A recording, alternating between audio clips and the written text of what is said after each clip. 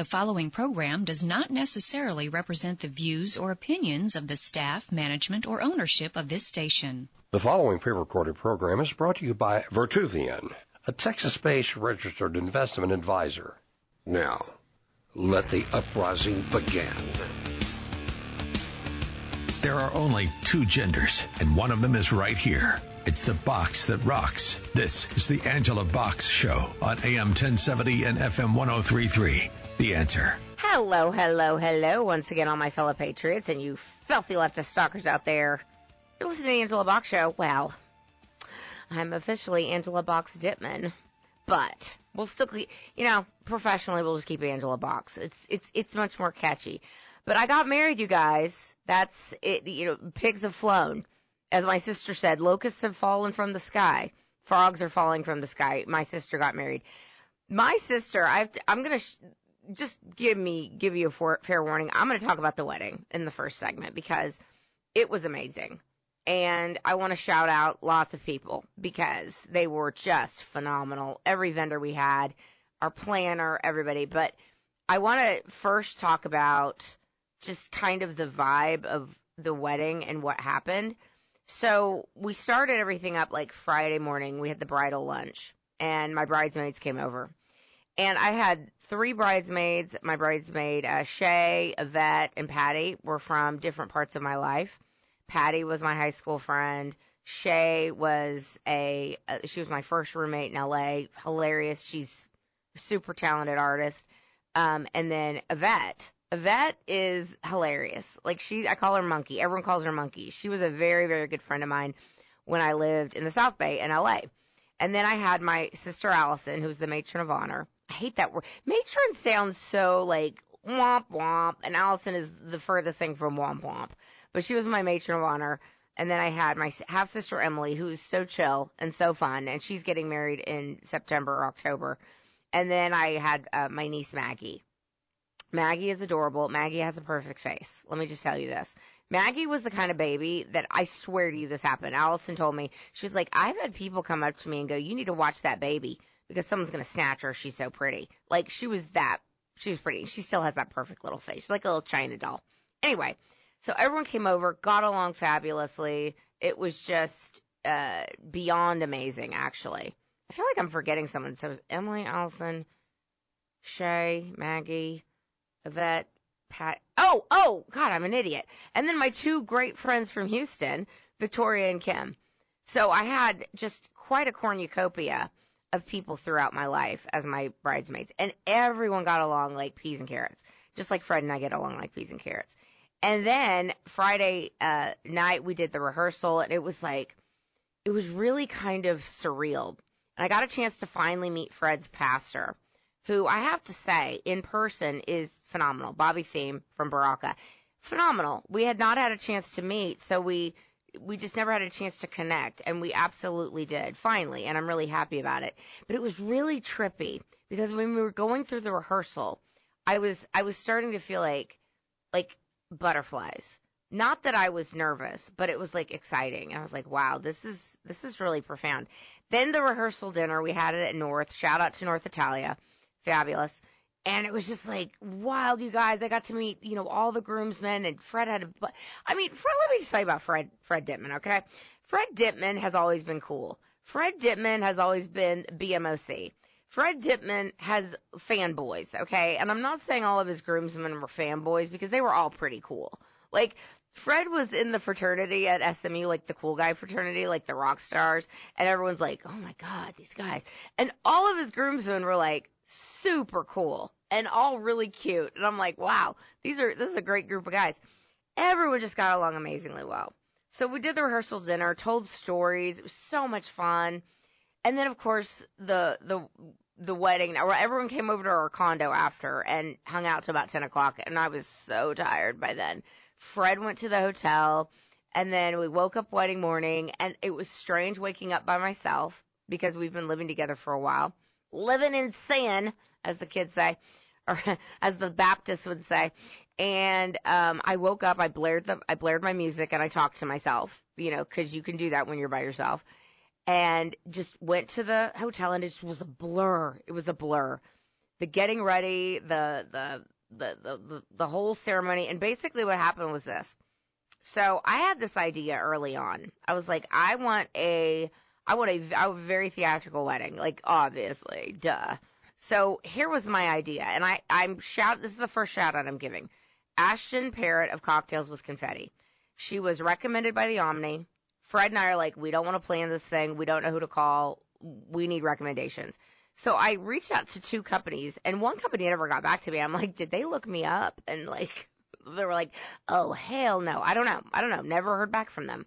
But Ashton got back to me, and we were like, hired. She's so cool. Like, super, like, upfront, just real to the point. And here's what you have to do, ladies. If you're engaged or planning a wedding, let your planner just take the wheel. Just let her do her job. I'm a big believer in know your lane, okay? Like, I could never do what Fred does, ever. And he could never do what I do, ever. Like, stop trying to think you can do all the things. Don't be a bridezilla. So I would recommend, just letting your planner handle it. If you have a planner, let her do it. Anyway, here's the point. I told Ashton early on, I was like, okay, I want to walk down the aisle. I've had this vision in my head for many, many, many years. I want to walk down the aisle to the theme from Patton, da da da da da da da da. So I was like, we're doing that. 100% we're doing that. And then we're like, we want to exit to the Rocky theme. She was like, all right, cool. She told me early on, she was like, all right, you need to create a Pinterest board, and I'm going to see your ideas. I was like, how do you do that? She's like, figure it out. So I did a Pinterest board, and I showed her basically what I wanted. And through the whole wedding process, she was like, do you want to come with me to the florist and, like, meet him? I was like, nah, you're good. Thistle and Grace. Shout out to Thistle and Grace. Amazing. Stunning. And we're like, why are the flowers so much money? And then we walked in, and we're like, oh, I understand why the flowers were so much money. This is spectacular. That's something to spend money on, too, ladies. And then the wedding day, I have not seen everyone walk in. Oh, and I have to tell you about our ring bearer, you guys. So my friend Jacqueline has a son named Ben. Ben is super based. Ben is 9 years old. Ben he's a Trump stan, all right?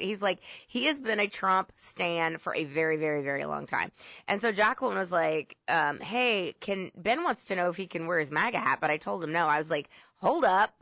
Ben can totally wear his MAGA hat. So our ring bearer, like, stole the show. He was like, grooving down the aisle. He put his hat on. And then Ashton was like, go for Angela, go for Angela. She was like walkie-talkieing, like, because they didn't want me to come until it was all ready. So Fred walked out to the beginning of the pageant, like that, that build up. And then the bridal party started walking, and then our ring bearer and our adorable, adorable flower girl, Sophia, who's my friend Victoria's daughter.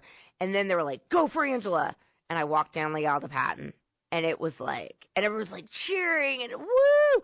Y'all, I cannot wait to see the video and post it. And when I get back, I'm going to shout out all my vendors, and then we're going to talk about some politics. But I just wanted to take this moment to just thank the Holy Spirit, because that's what it was. It was a remarkable wedding. I had like 10, 15 people come up to me and go, this was the best wedding I've ever been to. Like, ever. Ever, ever, ever. And I'm like, wow, that is amazing, and I was so honored to have so many people show up. I was like, what if only 50 people show up? But they didn't. It was packed. It was a packed house. All right, when we get back, I'm going to do some shout-outs. You're listening to Angela Buck Show. We'll be right back.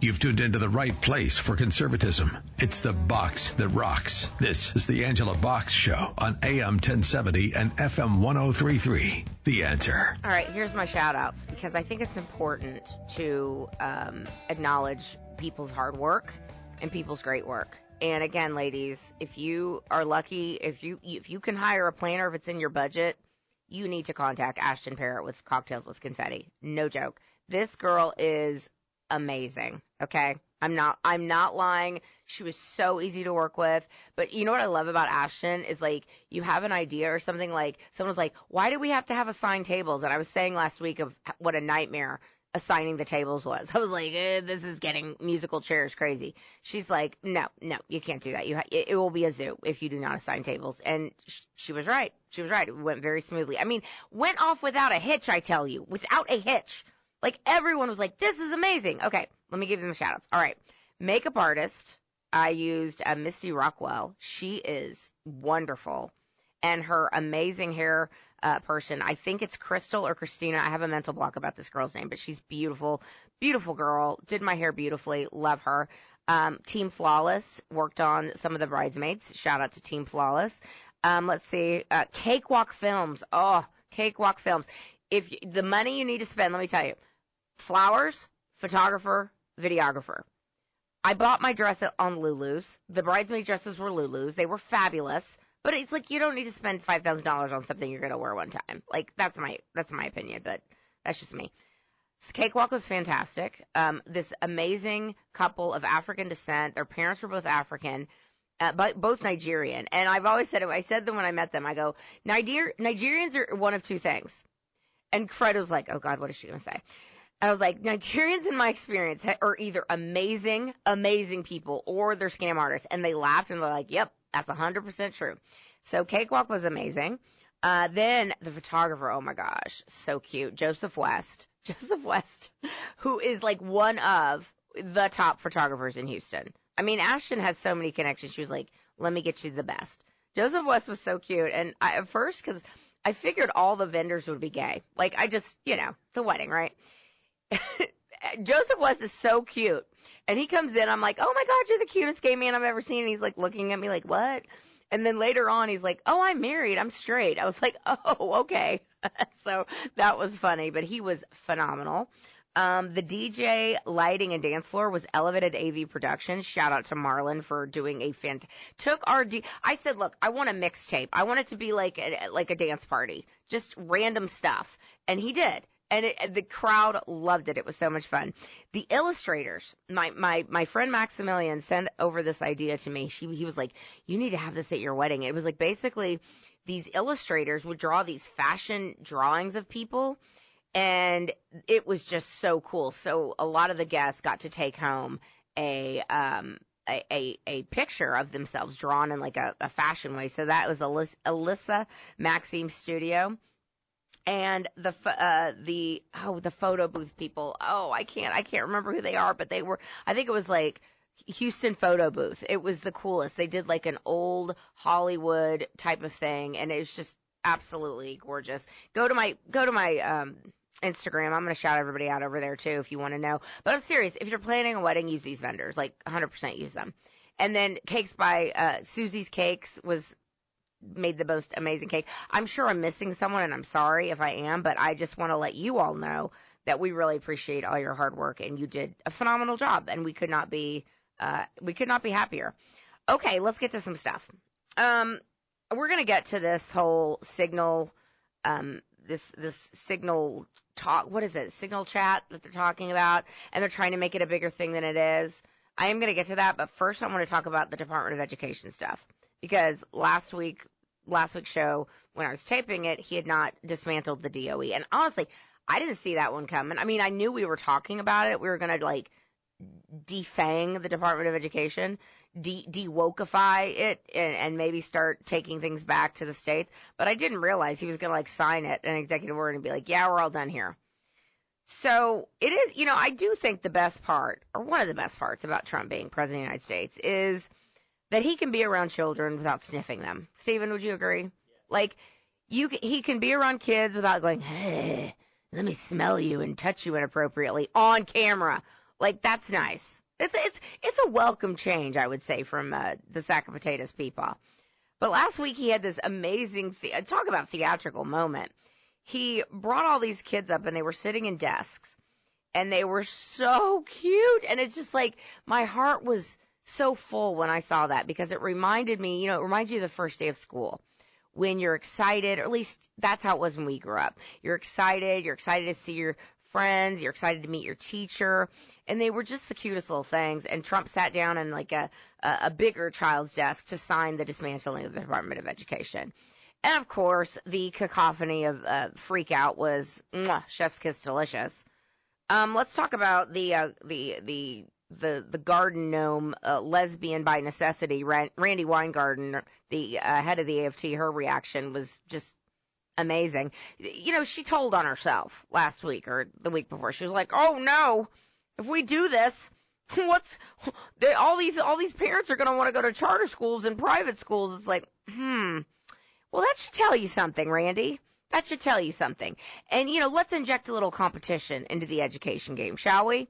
Because once there's competition, and this is, y'all, you know, calm down out there, people taking polls. Oh, 68% of the American people don't want this. Calm down. It's sort of like the reciprocal tariffs, okay? And the media is finally starting to tell a little more truth about that instead of just saying tariffs, tariffs, tariffs. It's reciprocal. You tax us, we tax you. That's how it goes. And Trump's like, hey, we got like $4 trillion worth of companies that want to come back into America already that they've identified. Because they're like, we don't want to pay these tariffs. And Trump's like, great, come back to the United States and have your business here. Anyway, so people are when that starts happening, it's going to be bumpy for a little bit because that's just, change is hard, you guys. Change is hard. It's like shrinking the government, taking a chainsaw, like Javier Milei gave Elon Musk. A figurative chainsaw to the federal government, this bloated bureaucracy, these people sitting on their butts that can't even come up with 5 things they did last week. Change is hard, but it's necessary because this government is going to implode on itself. Anyway, Randy Weingarten's out there telling on herself, having a meltdown, basically saying that, you know, now keep in mind, this is the garden gnome. This is the under the bridge troll, Randy Weingarten, who wanted to keep the schools closed for like 2 years with COVID, okay, with the virus. And she's also the lady who forced masking onto kids. It was like, this is a great idea to put a piece of paper or a piece of cloth and have a child breathe in his own carbon dioxide for 8 hours a day, even during PE. This is a fabulous idea. I mean, guys, the torture, forget the adults. The adults, it was bad enough. Those kids that went through that, can you imagine the PTSD they have when they see people in a mask, for example? Like, oh my God, we lived through that. They made us do this. The evil things they did, the kabuki theater they put on to make it seem like there was something really, really bad in the air. Like, you know, it's the Black Death. People were dropping dead everywhere. Don't you remember seeing the ambulances picking up all the corpses off the street? You don't remember that? Oh, okay. It was the mask was the theatrical part to make you think there was something very serious. And of course, we have to give it to the kids too, because they're just pawns in our game. Anyway, Randy Weingarten having a meltdown about teachers and teachers unions and all that stuff. She knows that her money is drying up real quick. Okay, because once there is competition in the schools again, once public schools have to get back to teaching basics and get back to teaching reading, writing, math, and disciplining students and actually calling out behavior problems for what they are, things are going to change very rapidly. Now, this is what I noticed is those little kids sitting there all excited, and it took me back to the first day of school when I was a child and when you were a kid and being excited and being in a school that wasn't Thunderdome, being in a school environment that wasn't violent and crazy and kids throwing desk and jank and weave and yelling at the teachers and fighting each other in class or screaming out all the time. We've lost sight of discipline in this country, and a lot of it started in the public school system. And the excuses that were made for these kids because they were black or brown or a minority status. The excuses of horrible behavior. The excuses of the horrible behavior of the parents. The excuses of y'all, being a teacher used to mean that the parent would be on your side, right? That there was a parent-teacher conference. If a kid was acting up, parents come in, it's like, what's he doing? Because we're on the same team. Oh, no more. It's always the teacher's fault. Something the teacher did. It's like, listen, lady and dad and mom, teachers have a lot more to do than single out your kid. for, it's like, oh, this kid's a real, I don't like the way his hair looks. I'm going to make his life a living hell and say he's disrupting my class. No, that's not how it works. It's your kid. And then the parents that come in and side with the kids, like, well, it's the parents too. So we're getting ready to have a big shakeup in our society. The Department of Education being dismantled is going to have a trickle-down effect in our society because parents, you're not going to be able to pull that mess anymore. Your kid is disruptive, he can go to an alternative school. Like, we're all done here, okay? You're not going to disrupt classrooms for the other kids anymore. And that is something that we've got to get back to. And I guarantee you, when these block grants go back to the states, or however it's done, vouchers, sending tax breaks, sending the money directly to the parent, we're educating the children to the tune of, like, it depends on the state, but like some $20,000 a year per kid. That's a lot of money that could be used to send a kid to a private school, a charter school, or a homeschool situation. Parents might be like, I don't want to send my kids to Thunderdome. I want to educate my own children at home. As long as you're following the state's curriculum, you can do that. And if you had $20,000 to do that, well, a lot of parents would want to do that, wouldn't they? If you can stay home and do that. Anyway, the point is this. It's about time. It's about time that this happened. The Department of Education has had horrible results. We've got like 29% of kids that can read. 30% of kids that can read, 20% that can do math. Constant continual failure has a price. You have to pay a price for that. And that's what's happening. So everyone calm down, okay? These people telling you the sky is falling and your kids aren't going to have an education, they're lying to you. They're absolutely lying to you. And, just like with the reciprocal tariffs, we're going to find out what the truth is because things are getting ready to change in a major way in this country. All right, you're listening to Angela Box Show. We'll be right back.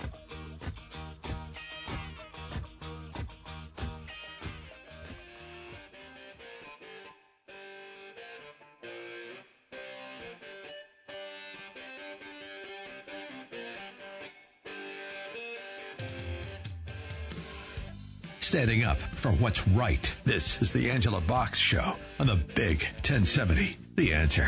Steven, my producer, was talking about how his wife was like, yeah, she got stabbed in her hand with a pencil a couple times.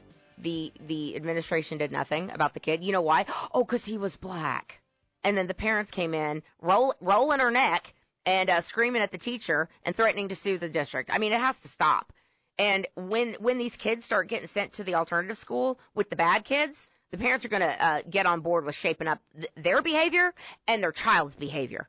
Because one kid could ruin a class. And I'm telling you right now, if you're a teacher in a public school, you don't have one kid. You got like 10 of them ruining your class. That's how bad it's gotten. Like, this is why people don't want to teach. Why the hell would you want to teach in a public school with the environment that they have? So, yeah, it's going to be real interesting. So they're either going to shape up and start teaching basics again and get the behavior under control and get the parents on board with how it's going to be and explain to them, if you don't get on board, your kid's not going to be in this school. You can take that money and go somewhere else. Or your kid's going to an alternative school, and that's what needs to be set up again. Anyway, we could talk about this all day, but there's more stuff going on. Okay, so all of us have been – I'll probably save the signal stuff for the fourth segment, but all of us have been scratching our heads about the takeover of the executive branch by the judicial branch. And we're all like, okay, what the hell is going on here? And why isn't the Supreme Court stepped in? And in fact, last week, John Roberts admonished President Trump, kind of, in his milquetoast way. What a disappointment that guy has been. And I said this in last week's show. It's like, I don't know what they have on him. Because when he sided with the Obama administration on the mandate, the individual mandate in Obamacare, which, ruined our healthcare system, made everything unbelievably unaffordable, made the insurance companies rich, made the hospital administrators rich, but terrible care. Coverage doesn't equal care. And that's what people discovered after Obamacare. And so they forced us to do something. I remember I got fined one year. I'm like, I'm not paying this stupid thing. They keep sending. They were like, no, you owe this. And I was like, what do I do? Do I pay it? I'm like, I don't know what they're going to put a lien. Finally I paid it. But I was pissed. I was like, this is ridiculous. So anyway, John Roberts has been a thorn in our side these many years. And it comes to find out because he admonished Trump last week. And he was like, The appeals courts will take care of this. No, they won't. The appeals courts are littered with leftists too. Like, yeah, just today, a three-judge federal panel in California said that Trump, let me get this story because it's outrageous. It is outrageous. Okay, West Coast judges say that Trump administration must take in refugees and pay for their housing. So basically there were 40,000 refugees. BS. I call BS. These people are not refugees. They're not seeking asylum, okay? If they were seeking asylum, you would go to the next country over. If you were really afraid, like say you're Haitian. I mean, I get it. Haiti is an S-hole, okay? Got it. It's awful. It's run by, like, literal cannibals. I get it. It's bad. But at the same time, we can't take in 7 billion people, okay? That is not going to happen. So they needed to take asylum in the country that was next to them. That's the rule. They didn't do that. I don't know what brand of refugees these are, but the point is this. The Biden administration let them in, and they're like, oh, you get to stay. Yeah, of course. Here's the CB1 app. Here's your money. Here's your housing. And Trump's like, no, out. The people he already deported, they're like, you have to bring them back. You have to bring them back and pay for their housing. It's like, okay, at what point in this saga where we've got these low-level district judges that are basically running the executive branch right now? Because Trump is like, we're following the Constitution, co-equal branches of government. But this is not a co-equal branch. This branch has overstepped their bounds. As I like to say, they're not in their lane, okay? They are taking on the role of the executive branch. And so at what point is the Supreme Court going to step in? At what point is Clarence Thomas and Sam Alito, because it seems to be the only, Neil Gorsuch sometimes, Brett Kavanaugh, I don't know, puts his head between his legs too many times, as far as I'm concerned, head in the sand. Amy Coney Barrett's like, please don't firebomb my house, leftists. I think these people are being threatened. I think they are, low-key being harassed and threatened all the time. And so that's why they don't want to deal with it. And they all have to live in D.C. They all have to, mingle with the same dirty, filthy leftists as the rest of them do. And, for the life of me, I don't understand why these people that Trump put on the bench, Kavanaugh and Amy Coney Barrett, how come we always know what the liberal justices are going to vote for? Like, how come we always know, okay, those three lunatics, they don't know, Ketanji Brown Jackson doesn't know what a woman is. I'm fairly certain we're going to know the way they're going to side on this case. But we never really know how the Republican-appointed justices are going to vote, do we? No, never. We know how Alito and Thomas are going to vote. How come they can't be more like them? The ones that give 0 Fs about what other people think about them, about going to parties and mingling with a bunch of filthy leftists. Blech. Who cares? Why would you want to be friends with these people anyway? Oh, I get it. Oh, your kids have to go to school with their kids. Whatever. You feel like, I'm sitting on the Supreme Court and you're not. Like, bye. Next, as the kids would say. I mean, I'm just so over it. Like, when is it going to be time for the Supreme Court to step in on this? I mean, it's far past time, as far as I'm concerned. I mean, this is my husband's contribution last week when we found out that, I didn't even get to the John Roberts thing. that whole lead up to, Stephen, my pinball brain just went on a crazy tangent. But we're going to get back to this. Okay, the reason I brought up John Roberts is because found out last week, Chief Justice John Roberts caught in a secretive invite-only club of elite judges and lawyers that includes James Boasberg, the thorn in all of our sides, the Mr. Burns of the district court judges. He looks, don't you think he looks like Mr. Burns from The Simpsons? Boasberg. Seems like, now that you mention it. James Boasberg, Beryl Howell, another lunatic, Amit Mehta. I think, can you Google Amit Mehta? Can you find out if this is the Canadian-born judge that has been a thorn in all of our sides? Amit Mehta and Ketanji Brown Jackson. So John Roberts is buddy-buddy with these filthy leftists. Buddy-buddy with a woman who doesn't know what a woman is. Okay? So it's really no surprise that the swamp is fighting back in this way. And this is Fred's contribution to all of this. So as all these judges are like, no, you have to rehire all those people. Like, you don't have the right to fire anybody. Anyway, he said, the judicial swamp has been revealed.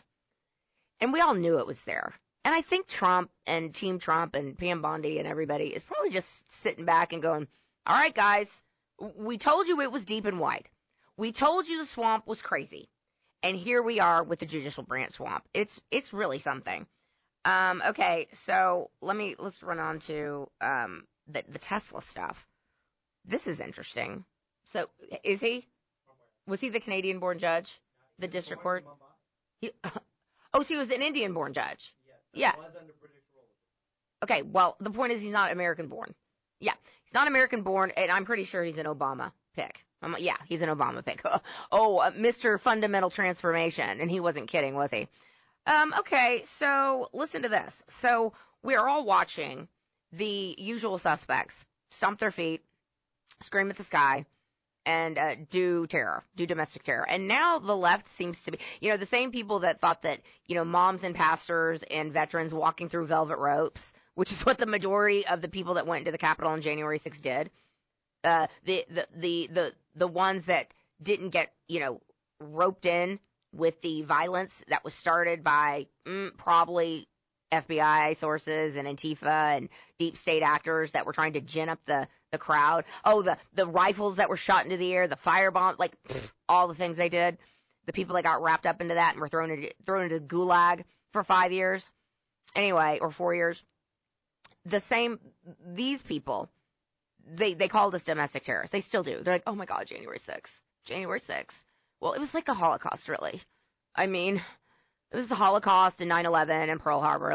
If you could, put them all in a bag and shake it up, that would be January 6th. It was, that serious. Anyway, these lunatics that called us all domestic terrorists and Hitler for, every 30 seconds, they are now, totally down with this domestic terrorism that these people are doing on Tesla dealerships, setting fire to Tesla dealerships, going around and destroying people's private property. And we've all seen the videos of the people keying the cars and throwing dog crap on the Teslas. And these brain trusts, that are still wearing masks. These videos of people, because Tesla has evidently self-driving capability. So there's cameras everywhere, and they record everything. So as these people are coming up doing their crimes and being like, thank you. Well, I appreciate you being on camera and identifying yourself. So many of these lunatics, they're still wearing a mask. And when I see them, I want to go up to them. I saw one the other day at Randall's lady, and I wanted to go, wow, you're still doing that? You're still doing that. Okay. Anyway, it turns out that the left, which cannot tolerate any dissent, these lunatics that just put on different costumes. They were standing for the trannies the other day, and then it was BLM, and then it was hashtag Ukraine flag in bio, and then it was standing for pornography in public schools, and then it was BM. It's just they just changed costumes, right? And now it's come out that indeed this group, Indivisible, which is funded by Soros and funded by Steve Jobs' widow, primarily, and a lot of leftists sit on the board. Well, what do you know? They've been responsible for organizing all of these people, and I guarantee we're going to find out that they got some USAID money. 100%. So these people just basically change costumes, and they hand out these protest signs, and they're all printed. They all say the same thing. They all say the same thing, whether it's they're talking on TV. All the Democrats have the exact same talking points. It is remarkable. And the media is just yeah, boy, the people are really angry out there. And now, but because it's a different environment and it's a different landscape, the Signal app stuff that they're trying to make a big deal of, which we're going to talk about next, it's not landing the way it used to because they don't have control of the media anymore. It's gone. It is irrevocably done. And we're going to talk about that Signal, national security leak in the next segment. You're listening to the Angela Box Show. It's the box that rocks with Angela Box on AM 1070 and FM 1033. The Answer. All right, so I'll get to the Signal stuff, I promise, but I have to give you guys another group that is responsible for a lot of this domestic terrorism. The excrement-filled Southern Poverty Law Center, which Jimmy Carter just loved, the Southern Poverty Law Center. Sounds very innocuous, doesn't it? It's we just want to help people who are being targeted by the government and, just they don't have money and we just want to help them. No. They are one of the most radical groups in the country. And they published a hate map, okay? A hate map that basically targets Christians, targets Elon Musk, targets Republicans, targets anybody in their crosshairs. You know, one of the people, I'll never forget this, a couple of years ago, Iman Hirsi Ali, I think that's her name. She wrote a book called Infidel. A black lady from Somalia, okay? They put her on their hate map or their hate group map. You know why? Because she spoke out against Islam. And because she had her genitals mutilated when she was like 12 years old. And she was like, yeah, Islam has some problems. Like, maybe we should talk about that. Like, can we keep it 100 here? Like, I don't know what mainstream Muslims do to their daughters in this country, but I sure hope it's not that. So they put her on the list too. I was like, oh, okay. Like, it's so ridiculous. Anyway, SPLC is all over this too. Okay, so let's get to this Signal app thing. And I'll be honest with you, I haven't really followed this that much because, again, it's not really hitting the way that they want it to hit. Like, in the last Trump administration, anytime the media came up with something, it was like, 5-alarm fire. And Trump, by the way, has just signed an executive order to declassify all the Crossfire Hurricane, which was the beginning of the Russia collusion hoax, which was the beginning of Trump is a Russian agent and we need to spy on his campaign. That hoax. And the Lisa Page, Peter Strzok, Andy McCabe. Oh, he's not going to win, is he? The text messages. Oh, no, don't worry, my love, Lisa, my lover.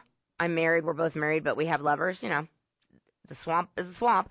Don't worry, Lisa. We have an insurance policy. Remember the one we talked about in Andy's office? Oh, you mean Crossfire Hurricane and the Russia collusion hoax? That was their insurance policy against Trump. Anyway, ain't landing the way it used to. These dummies can only cry wolf and yell fire in a crowded building only a few. At some point it gets to be ad nauseum. Like, we got it. You're gonna continue to do this. Okay. So this is what I understand the story to be. There was the Signal app is an app that you can have encrypted messages on it. It was approved by the Obama administration. Okay. Edward Snowden, who, still in exile in Russia, who was the one that basically told on the NSA and said, hey, guess what, Americans, the NSA's spying on you. Like, that guy. Anyway, he's, as far as I'm concerned, he needs to be pardoned. So does Julian Assange. Like, get them their pardons already. I'm sure that that's coming, but whatever. Snowden used it. Obama approved it. Okay. So there was a text group with a bunch of Trump's administration officials, like Tulsi Gabbard and Mike Waltz and John Ratcliffe, and I don't know who else was on it, but basically the national security team. Okay. Somehow, a far-left lunatic journalist by the name of Jeffrey Goldberg, who was the guy that came up with the suckers and losers hoax, the guy that said that, oh, yeah, John Kelly, can't question John Kelly, he was a Marine. John Kelly said that when Trump went to the war memorial, the World War I memorial, he said, well, I don't know why anyone would be in the military. They're a bunch of suckers and losers. He's the guy that said that and gave it to Jeff Goldberg of The Atlantic, which is owned by Steve Jobs' widow, Lorene Jobs, who is a lunatic, a leftist lunatic. So it's this guy, right? Somehow he gets on this chat group. Now, here's what we now know before I'm going to get to what they claim. What we now know is that probably one of Mike Waltz's staffers, who works at the NSA, put him on that group. Because they're like, how did this guy get on this group? Like, how did this happen? And Jeff Goldberg just so happens to go to the Ginger Goebbels, as I call her, Jen Psaki. She got a show on MSNBC. Goes on Ginger Goebbels' show. Just a couple of days. I mean, a couple of days before, Tulsi Gabbard and John Ratcliffe and Mike Waltz were going to testify in front of some Senate hearing committee about some random stuff. And it's just very coincidental, isn't it? That this all happened right before, because they need, the Democrats needed some red meat. They needed something to go after them with. Okay. See, here's what these dummies don't seem to understand. Carolyn Levitt is like, we're going to get to the bottom. Yeah, just so you know, we're going to get to the bottom of who put this guy on the chat, because Mike Waltz it wasn't me. You have to actually invite people to a chat, right? So whoever the staffer was that did that, we might want to look into that person's ties to the deep state. Because, the swamp is not going to be drained overnight. and you're going to have staff that were holdovers. It's just going to happen because you can't fire every single person and rehire within, a matter of a month. So anyway, they're like, yeah, we're going to get to the bottom of this. So Jeff Goldberg goes on Jen Psaki's show, Ginger Gerbil show. He's like, you guys, they were talking about war plans. Oh my God. They were talking about classified information, but I don't want to talk about it because it's classified. I just want to let you know it's very serious. And so I guess they released the transcripts, and there's no classified information on there, like none. And also, the New York Times. This is how you know it was a nothing burger. It was basically an Alexander Vindman all over again. Alexander Vindman, the patriot. Why, he's born in Ukraine, but he's an American patriot. And he was sitting on the call with Zelensky and Trump, and Trump was like, I want you to give me a quid pro quo, or I'm going to take your money. It's like, oh, wait, that was Joe Biden that did that. And then Trump's like, I'm going to release the transcripts. And you can see that never happened. Like, just made it up. And the left's like catapulting him, like, here's a book deal, which is how they pay them all off. Like, can we keep it 100? How they pay them all off. Gave him a book deal, put him on a book tour, made him famous with the Larry David crowd. And this guy was lying. And they impeached Trump over it, over a fake phone call. Anyway, Jeff Goldberg thinks he's going to get away with this again. Jeff Goldberg, who made up the Suckers and Losers hoax and ran with it. I mean, I shouldn't say he made it up, but John Kelly and whoever little swamp creatures were surrounding John Kelly and John Bolton and the first Trump administration ran over to Jeff Goldberg of the Atlantic and like, you guys, he called veteran Suckers and Losers, and other people that were there were like, yeah, that never happened. They don't care. They still say it. And they're going to do it with this too, but guess what? New sheriff's in town, and it's a different day. And we have free X, and we have free media, and we have independent journalists that are like, that's a lie. Now, Charlie Kirk made this point, and I thought it was great. It would have been I know what I was going to say. The New York Times, this is how you know it's a nothing burger, okay? The New York Times story today was like, full transcript released of the Signal app chat. That was like the headline. So I'm assuming, Stephen, you can correct me if I'm wrong. I haven't even looked into this because I'm like, I know this is nothing. They said there was no classified information on there. And the chat proved that, correct? Yeah. He's like, yeah, there was nothing. What it did prove, and this was Charlie Kirk's point was, he goes, the real scandal would have been, I'm paraphrasing, the real scandal would have been is if we looked at that chat and we saw that, Mike Wallace and Ratcliffe and Gabbard were basically, crap talking the Trump administration, or basically like, we're going to say we're X, but we're really Y. Like, we're really on board with the swamp. No. In fact, this is what's so refreshing about the new Trump administration. And frankly, about shows like this, because I have always kept it 100. Okay. I am who I am. These people that Trump has hired are who they are. They are who they say they are. They are who you saw being confirmed in the Senate committee hearings. They are on board with making America great again. These, former Democrats, RFK Jr., Tulsi Gabbard, they're not in it just for the glory. They're in it to drain the swamp and to make America healthy again and to make America great again. And that is why this little stupid scandal just went, boo, bye-bye. Because Carolyn Leavitt does not play. And Carolyn Leavitt, I haven't seen the press conference today. I assume there will be one. I can imagine that some of the things Carolyn would say were, hey, we're going to get to the bottom of who put him on this chat, because it wasn't Mike Waltz. And you know that Trump is like, I'm not jettisoning Mike Waltz. We're not getting rid of him. And I'll be really upset if he does, by the way, because Mike Waltz is like, listen, I take responsibility for this. He's basically like, it was someone on my staff. I don't know how. He didn't say that, but he's like, I don't know how Jeff Goldberg of the Atlantic got on this chat. So we're going to find out who did that. Just like we're going to find out, like they're giving lie detectors of all these people leaking information. We're going to find out who's doing that too. It ain't 5 years ago. It ain't Trump's first term. We're not playing anymore. All right. You've been listening to the Angela Box Show. The Angela Box Dipman, officially. I hope you enjoyed the show and had a wonderful wedding, and I will see you guys next time. And until next time, everybody, keep kicking ass and taking names. Peace!